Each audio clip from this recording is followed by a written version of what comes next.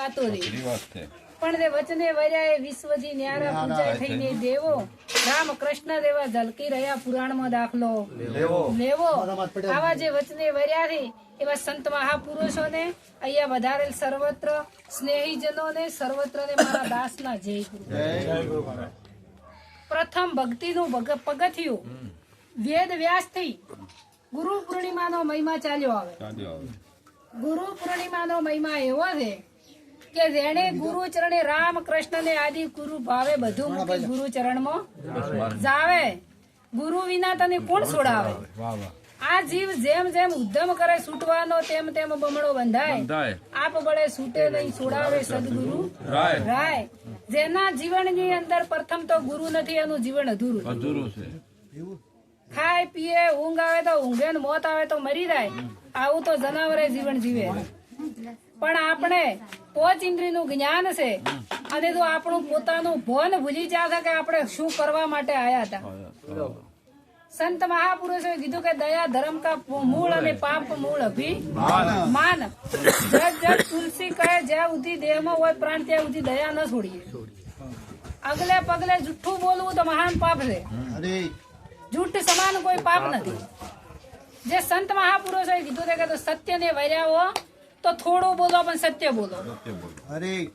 સત્યવાદીઓના ઇતિહાસ દોરાઈ જાય. જે બોલ્યા એમનો હાલ પુરાવો મળે છે. અને અહીંયા નિરોધ મહારાજે એવી ભક્તિ બતાવી દે કે સચોટ વર્તમાન ઉપર આવી દો અને નિરોધના વર્તમાને રહી અને પરિપૂર્ણ તમે કોણ છો ને એની પારખ કરો. બીજાને જોવાની કોઈ જરૂર નથી. તમે કોણ છો? આ પોચ તત્વના પૂતળાની અંદર કીધું છે કે જીવ ઈશ્વર માયાના ભેદથી ને ભૂલ્યો પોતાનું ભોન. પોતે કોણ છે ને એની ખબર નથી. આ મનુષ્ય અવતાર મળ્યો છે પણ જેમ દારૂડિયો દારૂના નશામાં ફરે એમ હારે બે ભોન ફરે. એને કોઈ ખબર જ નથી કે અમે કોણ થઈ કે શું કરવા માટે આયા, શું કરી રહ્યા હતા. આ અંત સમય કીધું કે ચીઠી ફાટશે, અંતની વેળા થશે દાવાની. લોકો પોક મુકતા આવશે, ઘડી ખીચડી ખાશે તન ચમચી પોણી નથી પાવાની. સવારથની દુનિયા તો હાડખર લઈને હાલતી થવાની. સવારથની દુનિયા તો ઘડીકમાં ભૂલી જવાની. એકનો એક છોકરો હોય મરી જાય ને તો 4 મહિને બધી ભૂલી જાય. કોઈ કોઈનું નથી. તો તમારા માટે તમે શું કર્યું? ધન દોલત ગાડી લાડી બંગલા. પ્રથમ મનુષ્ય અવતાર મળે તો પોતપોતાના કર્મના આધીન બધું મળી ગયું. ધન ગાડી લાડી બંગલા બધું પોતપોતાના કર્મ હતું મળી ગયું. પણ સતત આ મનુષ્ય દેહ માત્ર માગવાનું મિલતો નથી. ચમ ક્યાં કરે તો કીધું હમણાં બેની વાણીમાં કે પથ્થર પહેરી પૂજા કરીને માગે ઘણી. એક 20 રૂપિયાનો નારિયેળ સડાવે ને 1.25 લાખની મોનતા લાવે. બોલે ગોડું હોય એટલે તમે ના લે તમારું એનું પેલું ન કરે. પણ આપણે આવી અંધશ્રદ્ધાઓથી મુક્ત છા નથી. અને ગુરુનો મહિમા શું છે એ આપણે ગણ્યો નથી. જ્યાં સુધી ગુરુના ચરણમાં ન દો ત્યાં સુધી તમને તમારી પારખ ન પડે. આખા વિશ્વને ઓળખો પણ તમે કોણ છો ને એની પારખ ન પડે. અંદર આપણે આપણને ઓળખતા હોય બીજાનું ઓળખો. તમે કોણ છો એની પારખ કરો. ગીતાજીમાં કીધું કે હે અર્જુન ફક્ત ને ફક્ત મનુષ્ય બનીને તું તને જોણી કે તું કોણ છે એમ કીધું કે મનુષ્ય બનીને તું મને જોણી લીધી. હું કે એના સંત મહાપુરુષો એવું કીધું કે સતી તોરણ બોલી કે પાપ તારું પ્રકાશ જાડેજા ધર્મ તારો. એમ કીધું કે મારો ધર્મ અભાજે કે તમારો ધર્મ શું છે? મનુષ્ય માત્ર મળ્યો છે આપણે 9 મહિના સુધી માના ગર્ભવાસમાં ઊંધા મસ્તક એ કોરી નરકની ખોણ હતી. અને એ બંધન માંથી છૂટ્યા અને ઓય આઈને બંધનમાં બેઠા. મૂળ તો બંધન નું બંધન કે બંધન. અને આ બંધન માંથી છૂટવું હોય ને તો સદગુરુ સિવાય કોઈ ના છોડાય. કોઈ કીધું કે મોટામાં મોટો ભય એનો જન્મ ને મરવું. અને સંત મહાપુરુષે કીધું કે જન્મ મરણ નો ત્રાસ છે ભારે છૂટી શકે મનુષ્ય ભૂલ્યો દવાર 84 માં આવે. ગુરુ વિના તન કોણ છોડાવે? જો આ મનુષ્ય અવતાર ભૂલી જા તો વારંવાર ફેર હાચ આવવાનો. આ અવતારમાં ભજન થઈ શકે. કોઈ ઢોરન કીધું કે તમે ભજન કરો, કોઈ કૂતરન કીધું કે તમે ભજન કરો. અને એ અંદર કોઈ નડે છે? ઢોરને કે કૂતરન કોઈ દાડો હોબ્યો કે ભૂવાઈ દોડા એ બોજાય એવું અંદર આપણે ચમ બોધેલી આપણે જ નડે છે. આપે નડે છે એટલે ધીરે આપણને નડે. નકર ચમ એ નહીં નડતું. પણ આપણને ખબર નથી કે આપણે શું કરી રહ્યા છે. અને કોઈ કીધું કે રાધા હોય કે રંગ હોય પણ કરમ કોઈ છોડવાનું અને કરમ સિવાય કોઈ નડવાનું ખોટું કરો એ આપણને ખબર નથી અને ખોટું કરી ભોગવવું ના પડે સત્તા જોઈ ના સત્તા તો ખોટું કરો તો હીરું કર્મ છોડે અને છતાં આપણે જેટલી બધી બાઉદી કરે કે અમે તો મન ખાવતા નો અવતાર આવે એટલે અમારા જેવું તો કોઈ છે જ પણ આ નોણી ગોમ આપણે નતા તોય હતું આપણે સતોય છે અને આપણે નેવતોય હશે આગળના કેટલાય ડુહાઓમાંથી જતા રહ્યા તો રોમ કૃષ્ણ હાલ્યા તો આ સંસાર તો હાલી રહ્યો અને આપણે કે અમે નવ તમારા ઘરમાં તો જેટલો ઘોટાળો વળે આપણે નવ તો આ તો હેડી જ જાય આપણે દાવો બોજો છે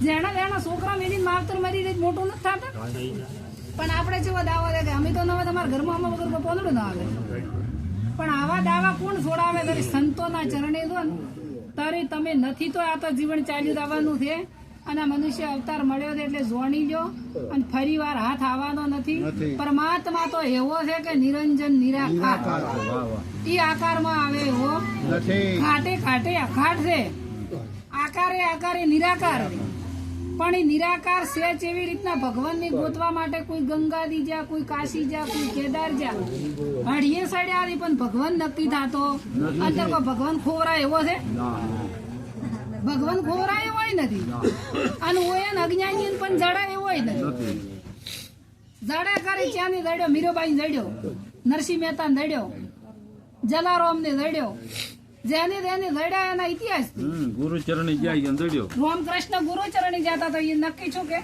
કોઈથી રણુદા બધીને 200 ફૂટ જાવું છે ધધા લઈને પણ કોઈ રોમાપીરી કર્યું એવું કરવું છે રોમાપીર ગુરુચરણી જતા નીચિયા ધર્મ અપનાવ્યો અને પાછો કીધું કે નીચિયા ધર્મ તો આદુ નો મેળો પાખંડી પંથડા તો અબરે હુઆ ઈ રોમાપીરી ધર્મ અપનાવ્યો તો નીચ ધર્મ કે તો પોતાનો ધર્મ આપણે પોતાનો ધર્મ હું ગણતા નથી અને ઓઈથી ઠેઠ 200 કિલોમીટર સુધી ઠેઠ રણોદા આવું છે ધધા લઈને લોબુ થવું છે એ જ્યાંથી હું કોઈ રોમાપીર મળે એવા ને આવા હવામાનમાં જોજો તો કેટલું નુકસાન કારણ બને છે પણ માત્ર જાગૃત થઈ અને રોમાપીરે દાવાની જરૂર નથી તમે પોતે તો રોમાપીર બની ગયો સંતે કીધું કે પશુ કી પનિયા બને નરકા ના હોય કોઈ નર તો એસી કરણી કરે તો નરમાંથી નારાયણ નારાયણ થવરાય પોતે ભગવાન થવરાય પણ એવી કરણી કરો તો પણ આ કોઈને આવી કરણી નથી કરવી અને દૂઠું દૂઠું ખાલી અગરબત્તી જીવા કરી ફોલાઈ બધું લેવો રોજે માગવું રે કે ઈ અમને આને કોઈ પડ્યો એટલે હા પણ આપણે જાગૃત છે નથી પણ જયારે સંતના ચરણે દો તો તમને આવી જાગૃતતા આવે અને આવી અજ્ઞાનતાની ઊંઘ ઉડી જાય કોઈને કોઈ એવું કહેતું હોય તો આ એક ખાલી કુદરતી પવન વાયુ એક જ છે ને બધું આખો વિશ્વ પ્રાણ તત્વના આધારે જીવે આ જે પ્રાણ તત્વ ચાલી રહ્યો છે એ એક જ સાચું તત્વ છે અને આ પ્રાણ તત્વ તો નીકળી જાય તો કોઈની અંદર માતા ધૂણવા આવે ના આવે ચમ બીજી માતા મેં ધૂણવા આવતી હોય ધીરે ફેર તત્વ મેં ઊભું ન કરી નાખે ઈ તો દીવતી છે ને ઓલો મરી ગયો પણ માતા દીવતી નથી તો ચમ એને લાવતી નથી વણા અંદર પે તો પછી એમાં ન પે પણ આવી અજ્ઞાનતા છે અને આપણે મોની લીધી છે પોતે ધૂણાય માતા પછી તમે લાઈ અને બ્રાહ્મણ અને પ્રાણ પ્રતિષ્ઠા કરાવો જો એ બ્રાહ્મણ એની મૂર્તિની અંદર પ્રાણ પૂરતો હોય તો એ પથ્થરની મૂર્તિ છે આ શરીરમાંથી આ પ્રાણ તત્વ વહી જાય પથ્થર જ છે કે તો આની અંદર પ્રાણ પૂરી ન કે ના પૂરી કે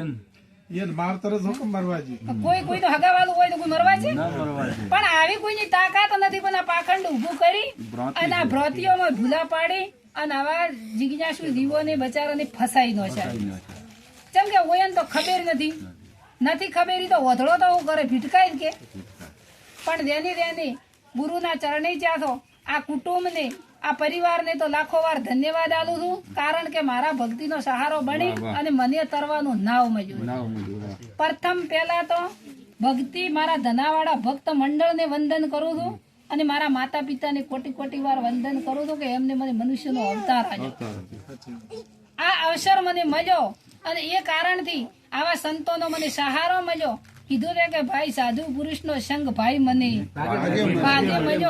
ભાગે મળ્યો ને મારા કર્મે દડ્યો એવો ઉડી લાજો મને રંગ આવા સાધુ પુરુષનો સંગ ભાઈ મને કોક ભાગ્ય મળ્યો મારા મા બાપે મને જન્મ આપ્યો હતો પણ એવા મારા ભાગ્યના લલાટ એવા સંત મહાપુરુષોનો સંગ લખાયેલો હતો એટલે આવા સંતોનો સંગ છો છે અને આ સંતોના સંગથી એવા આ નોણી ગોમમાં આવતો એવો કુટુંબ પરિવાર પણ મળ્યો છે કે મારું આ નાવડું પાર ઉતરે.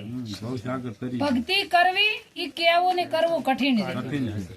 પણ એવો પરિવાર મળ્યો છે, એવો કુટુંબ પણ મળ્યું છે કે કુટુંબે મને સાથ આલ્યો છે. સાચા. કુટુંબે મારા સાથ સહારા વગર ઓથ વગર વેલો સડતો એમ આ પરિવારેના કુટુંબે આ નોણી ગોમને એવો સાથ આલ્યો છે કે મારી ભક્તિ પરિપૂર્ણ થાય. એવા હું સંતો પાસે આશીર્વાદ માંગુ છું. આ મારું નાવડું ભવસાગરની પાર ઉતરે સદગુરુ.